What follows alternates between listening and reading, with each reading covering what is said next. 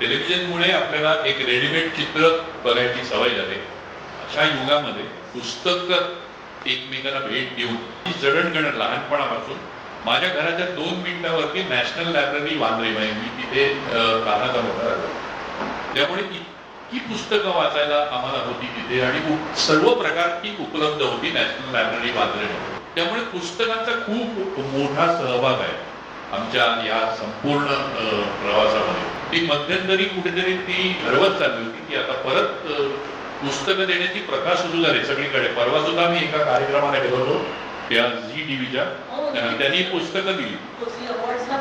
महाराष्ट्र शासनातर्फे रवींद्र नाट्य मंदिरमध्ये कसलाही कार्यक्रम असला की ते पुस्तकं देतात. बुके देण्याच्या ऐवजी ते पुस्तकं देतात आणि मला तो उपक्रम खूप आवडला आणि मला खरंच पुस्तकं दिल्याचा खूप आनंद आहे. खरं तर मी इथे फक्त बरेच दिवसात आमची भेट झाली नव्हती म्हणून कविताला भेटायला